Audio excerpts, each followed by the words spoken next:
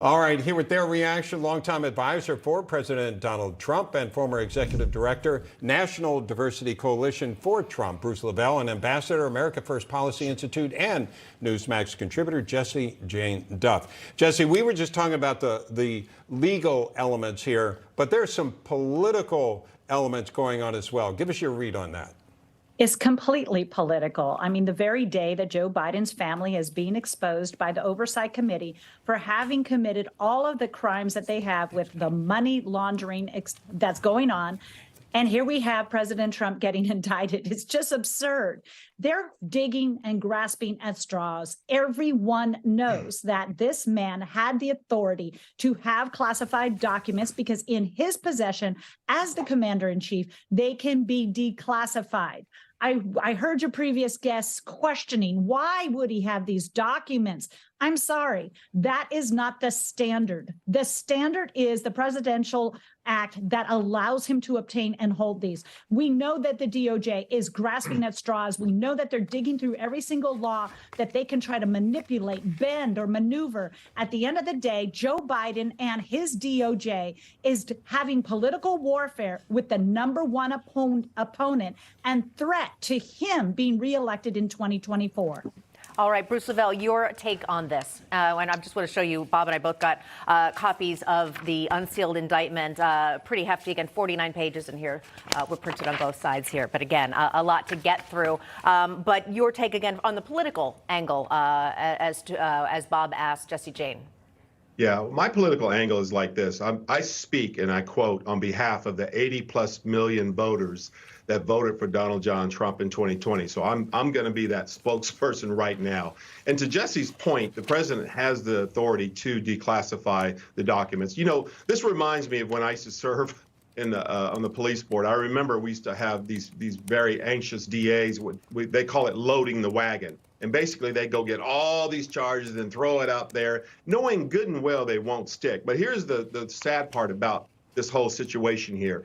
How the DA, especially Jack Smith, and especially that fake Fannie Willis down here in Fulton, yes, fake, that's going out and shaking down other innocent employees and folks who are around that and shaking them, going through their backgrounds and their families and trying to find something on them that they can shake them up and get them to roll or turn or say something that they want to say. This is the bad part. You know, I saw this weekend on Trump's attorney. He says, you know, they said, well, no one's above the law, George Stephanopoulos. Newsflash, no one's below the law, the way this is turning out. And real quick, and Newsmax viewers, there is no, quote, person that's served in the Oval Office than Donald John Trump, next to Reagan, and I'm dating myself, that has been the most patriotic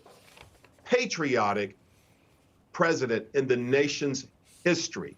So we're talking about these documents. Are you worried about him going to sell them to someone or sell? No.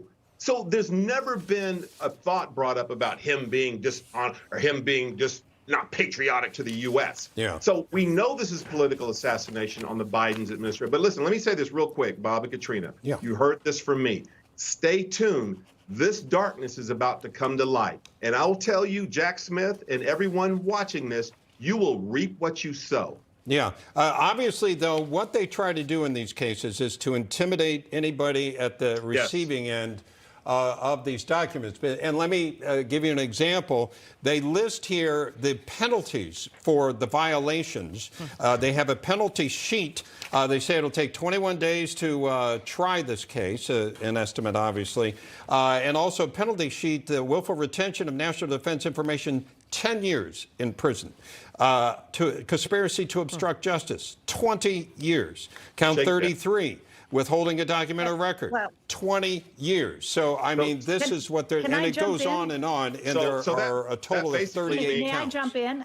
May I jump in? I really believe that they know exactly what they're doing. It's not about actually winning this case. Right. What they're doing is getting a lot of these milquetoast Republicans who don't have a spine to start saying this is too controversial, and they will turn a blind eye to what the Department of Justice, Joe Biden's Department of Justice, is doing and allow this egregious offense against the Republic because they don't want to deal with controversy. They want to stand back in the shadows. Your Mike Pence is out there. I'm sorry. How could you be so unloyal and stand there and try to go after the sitting president that gave you your name? What about, oh gosh, Chris Christie, who was a prosecutor? All of them have their personal grievances, and they are not standing up for this republic. And that is what's so shameful. All right, we're going to have to leave it there. Jessie Jane Duff, Bruce Lavelle, always great to have both of you. No, with us. I don't Thank want to you. let it go. I want to keep talking about it. All right.